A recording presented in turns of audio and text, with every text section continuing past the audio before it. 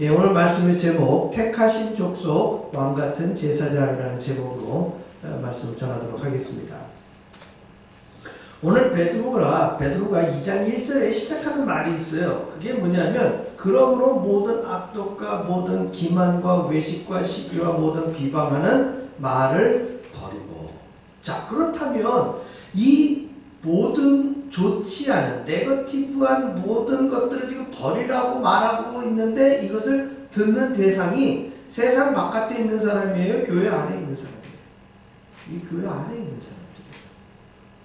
우리가 바울 서신들을 여러 차례 쭉 설교를 통해서 보아왔는데 이러한 유사한 내용들을 대개 이방 지역 교회 안에 있는 교인들에게 했단 말이에요. 그런데 오늘 베드로 사도의 이 베드로전서 이 글에도 동일한 내용, 그와 유사한 단어만 살짝 다를 뿐이지 뉘앙스는 같아요. 이 뉘앙스가 같은 내용의 글이 지금 교회 안에 사람들에게 기록되어져서 읽히게 하는 이유는 뭐냐?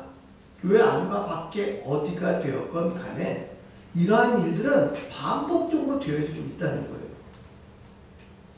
악독, 기만, 외식, 시기, 비방 하는 뭐를 버리래요? 말을. 이게 참 의미심장한 부분인데요. 우리 사람들이 서로 커뮤니케이션을 하고 내 속에 있는 뜻을 상대방에게 전하고 정말 이 말이라는 것은 사실 긍정적인 효과가 더 많은 것이지 부정적인 효과가 많으라고 이 말을 만든 게 아니거든요. 그럼에도 불구하고 결과적인 내용들을 볼 때에 10번, 20번, 100번 말을 잘하다가도 상대방과 어떤 신의라든지 어떤 신뢰의 관계가 깨어질 때 보게 되어지면 결국 뭐 때문에 깨지게 됩니까? 말 때문에 깨어지는 경우가 많아요. 그리고 우리의 이 말이라는 것은 입술에 나오는 이런 음성적인 표현들도 있지만 우리의 제스처라든지 또 우리 얻는 낯빛이라든지 이런 것들로 전해지는 그러한 표시들도 굉장히 많아요.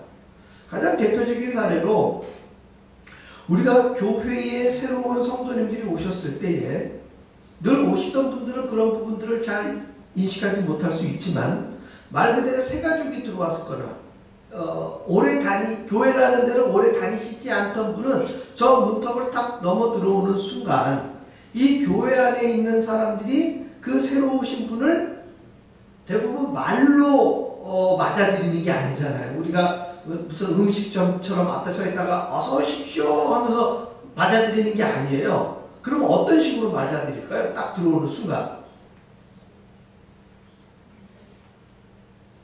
그건 이제 말 그대로 첫인상이에요. 그분을 바라보는 우리의 첫인상.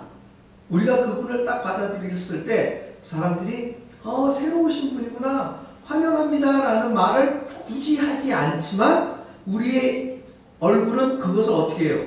충분히 표현할 수 있다는 거예요. 근데 반대로 누군가가 들어왔는데 누구지? 저 사람은 뭐 하는 사람인지? 왜 왔지? 하는 얼굴의 표정 역시도 오는 사람은 얼마든지 읽을 수 있다는 거예요.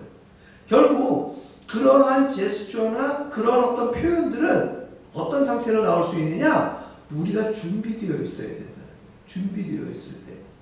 그러니까 주일날만큼이라도 우리가 이 예배 이전에 나올 때만큼이라도 조금 더 나아가면 내가 가정이라는 틀, 우리의 집이라는 틀을 벗어났을 때 우리는 세상에서 어떤 사람이에요? 그리스도의 복음을 전파하는 전도자예요. 내가 그리스도인이라는 이야기죠. 그렇기 때문에 이러한 마음가짐을 갖고 있을 때 우리가 입으로 굳이 표현하지 않더라도 우리의 표정이나 우리의 어떤 행동거지는 우리의 속사람이 하는 내 속에 있는 하지 않아도 될 말 이상으로 좋은 긍정적인 표시들을 할 수 있다는 거예요. 오늘 2절에 보면 재미있는 표현이 등장하고 있어요. 갓난아기들 같이 순전하고 신령한 젖을 사모하라.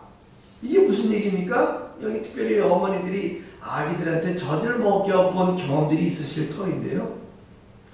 갓난아기가 젖먹이가 엄마의 젖을 사모할 때 얼굴 표정은 어떨까요? 가장 간절하고 가장 순수하고 가장 때묻지 않은 얼굴이라는 거예요. 결국 그 신령한 젖을 사모하는 아기의 얼굴과 같이 우리가 그리스도인다운 삶을 완성하기 위해서는 이러한 사모함이 우리 가운데 있어야 된다는 얘기예요. 그래서 이러한 간절함이 구원에 이르도록 잘하는 능력으로 우리에게 은혜를 준다는 것이죠.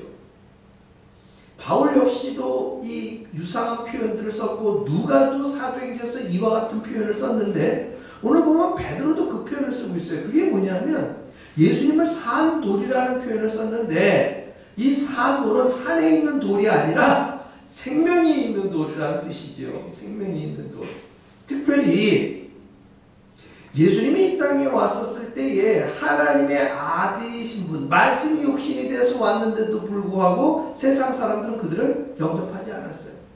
오죽했으면 요한은 복음서에서 뭐라고 얘기했습니까? 영접하는 자, 그 이름을 믿는 자들에게는 하나님의 자녀가 되는 권세를 주었노라고 이야기하고 있어요. 이랬을 때에 누가는 사도행전에서 건축자들이 버린 돌이 모퉁이돌이 됐다는 얘기를 하고 있잖아요. 지금 예수님이 세상 사람들 눈에는 그저 어부들과 어울리고 새들과 창기들과 죄인들과 어울리는 그냥 시정 잡배같이 보였을지 몰라도 그분이 누구예요? 그분이 그리스도였었고 그분이 바로 하나님의 아들이었단 말이에요. 그래서 성경에 기록되었을 때 보라 내가 택한 보배로운 모퉁이돌을 시온에 두노니 그를 믿는 자는 부끄러움을 당하지 아니하리라. 즉 저와 여러분이 그 예수를 믿는 동안 우리는 어떻단 얘기예요? 부끄러움을 당하지 않는다는 얘기예요. 역으로 이 얘기는 뭐냐면 지금 베드로 전서를 읽고 있는 이 초대교회 교인들은 현재 세상에서 어떤 대우를 받고 있다는 얘기예요? 예수님처럼 그냥 굴러다니는 돌, 사람들한테 발에 채임을 당하는 돌, 업신여김을 당하는 사람들, 예수 믿는다는 이유 하나만으로 부끄러움을 당하고 있는 상황이라는 거예요. 지금 그 사람들을 향해 예수님 역시도 그랬다는 거예요. 하나님의 아들이었던 예수님 역시도 그랬다는 거예요. 그럼에도 불구하고 하나님이 그를 세웠을 때에 이 세상 모든 사람들을 구원에 이르게 하실 능력이 예수님께 있었고 그 예수님을 믿는 모든 이들에게 그와 같은 동일한 능력과 권세를 하늘에 계신 하나님이 주신다는 거예요. 이것이 지금 베드로가 이 베드로의 서신을 읽고 있는 초대교회 공동체 사람들에게 주시고자 하는 격려의 메시지라는 거예요. 결국 이 모퉁이 돌에 대한 이 격려의 메시지를 한층 더 업그레이드 시키는데요. 그게 뭐냐? 바로 9절에 나와 있는 말이에요. 너희는 택하신 족속이요 왕같은 제사장이다. 할렐루야. 여러분 이 택하신 족속이라는 이 말 속에는 말입니다. 이스라엘 사람들이 가지고 있는 선민의식을 전제로 했어요. 이스라엘 사람들은 오늘날도요 여호와 하나님께 택함 받은 백성은 자신들 유대인들밖에 없다고 생각을 해요. 그런데 중요한 포인트는 뭐냐면 지금 요나가 갖고 있었던 그 선민의식, 니느웨 백성들, 아수르 제국 사람들은 망해야 되겠고 자기들을 핍박했던 아수르 제국은 망하여야겠고 하나님 앞에 택함 받은 이 이스라엘 백성들은 고난을 받더라도 마지막에는 끝내 승리하는 그러한 족속이 되어야 된다라는 조금은 주변 국가의 부정적인 선민의식을 유대인들이 갖고 있었다는 얘기예요. 그런데 지금 베드로가 얘기하는 너희는 택하신 족속이요 왕같은 제사장들이라는 이 말은요 그것을 넘어서서 본질적으로 하나님이 정말 고대 근동 지방에 땅도 없고 사람들한테 멸시와 천대를 받고 있었던 그 보잘것없는 백성들을 끌어다가 하나님의 제사장 나라를 삼으신 거예요. 그게 뭐냐? 아무 근거 없는 백성이라 할지라도 여호와 하나님 앞에 그 당시의 표현대로 한다면 제사드리고 하나님께 순종하면 제국을 이루고 모든 나라가 우러름을 받는 그런 왕같은 나라, 왕같은 제사장이 될 것이다. 이게 하나님께서 이스라엘 백성들을 택하신 본연의 선민 사상이에요. 이것을 지금 베드로는 중의적으로 지금 중첩시켜서 이야기를 하고 있어요. 그리고 한 발 더 나아가 거기에 뭐라고 말씀하시느냐? 거룩한 나라요 그의 소유가 된 백성이다. 거룩한 나라는 건 뭐예요? 1차적으로 주변 나라들과는 구별된 나라예요. 이 카도시라고 하는 히브리어의 이 거룩이라는 단어의 뜻은 근원적으로 구별되다라는 뜻이 있어요. 그러니까 하나님을 믿는 유대인들, 예수를 그리스도라고 고백하는 그리스도인들은 주변의 나라들과 우리의 교회 바깥에 있는 사람들과는 어떻게 되어야 되느냐? 구별됨이 있어야 돼요. 이거는 차별이 아니에요. 차별은 우리가 예수 믿는다라는 것으로 이유로 다른 사람들을 뭐 하는 거예요? 업신여기고 배척시키는 건 차별이에요. 사실 실질적으로 이 초대교회 공동체는 그 이유로 말미암아 세상으로부터 뭘 받고 있어요? 차별받고 있어요. 타의적으로는 차별받고 있지만 자의적으로는 거룩한 나라로 구별된 삶을 살아야 된다는 것이에요. 이 그리스도인이라는 표현은 자신들, 예수 믿는 사람들 스스로가 만든 단어가 아니에요. 예수 믿지 않던 사람들이 예수 믿는 사람들을 바라보면서 그들의 기본적인 도덕률, 윤리, 삶의 모습, 그들의 신앙하는 모습을 제3자인 사람들이 보면서 저 사람들의 저렇게 나와는 다른 행태, 그 이유가 뭐다? 예수를 그리스도라 고백하는 사람들이라서 저 사람들은 저렇게 사는구나. 그래서 저 사람들을 통칭해서 뭐라고 얘기한 거예요? 그리스도인이라고 이야기를 한 거예요. 결국 자연스럽게 그리스도인이라는 단어로 세상은 우리 믿는 이들을 구별시켜 준 거예요. 그랬을 때에 저와 여러분의 삶이 그 그리스도인이라고 붙여준 타이틀에 걸맞게 우리가 살아가야 된다는 거예요. 이것은 저절로 되는 일이 결코 아니에요. 그래서 베드로도 오늘 2장 첫 번째 이런 모든 악한 말을 어떻게 하라고 그래요? 버리라고 그래요. 버리지 않고서는 감당이 안 된다는 거예요. 우리 집안 정리할 때에도 저는 자꾸 이것저것 끌어모으는 그런 습성이 있어가지고 잘 못 버려요. 그러다 보니까 제가 정리를 하면요, 이 물건을 여기다 옮겨놓고 저 물건을 여기다 놓고 이리저리 옮길 데 없으면 저 밑에다가 이렇게 쑤셔박아요. 그러니까 시간이 지나면 먼지구덩이가 되는 것이고, 그거 한번 밑으로 들어가면 써요, 안 써요? 안 쓰는 물건이 돼요. 근데 제 아내가 한번 정리를 하면 깨끗하게 돼요. 이유는 뭘까요? 그 안에 넣어놓은 걸 내가 싹 다 버리니까. 때때로 그래요. 내가 있으면 또 못 버리게 하니까는요, 나 없을 때 버려. 버리면 또 알지도 못해요. 버렸는지도.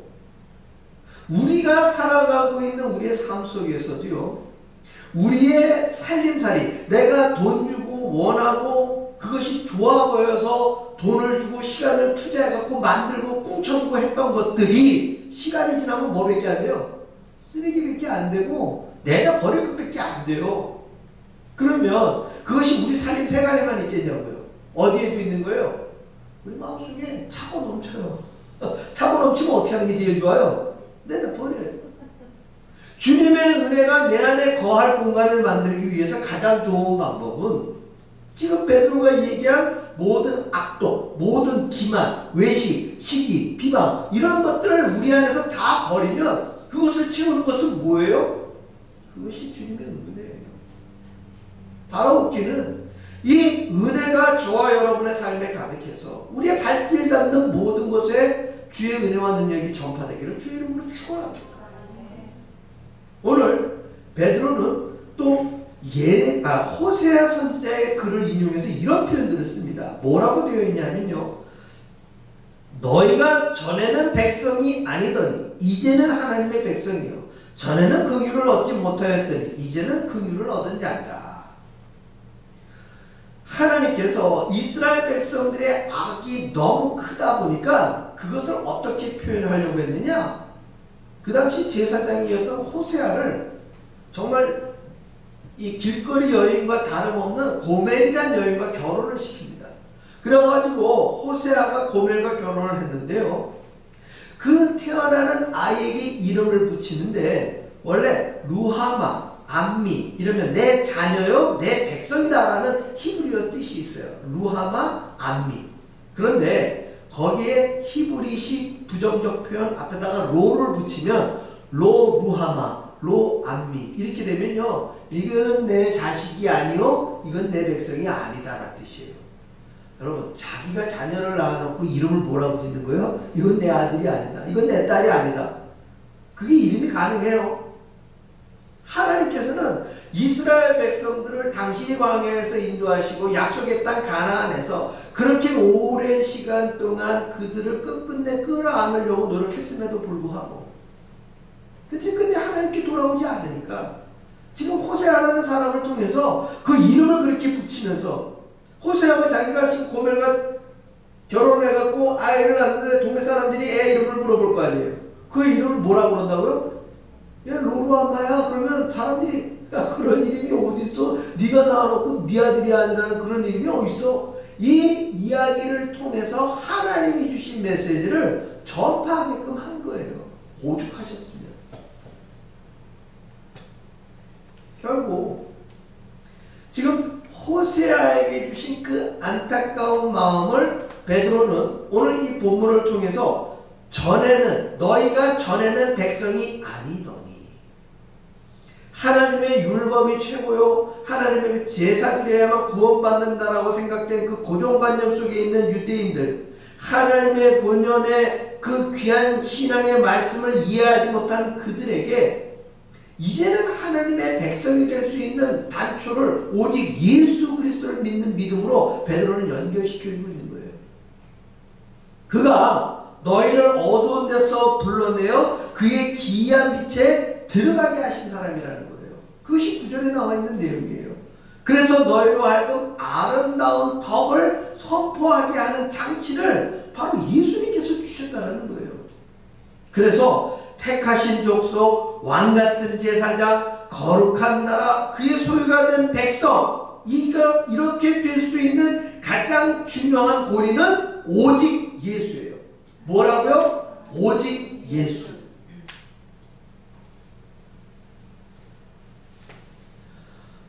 우리는 왕을 사귀게 되면 우리는 왕가의 사람들을 만날 수 있어요. 로열 패밀리를 만날 수 있다는 얘기예요.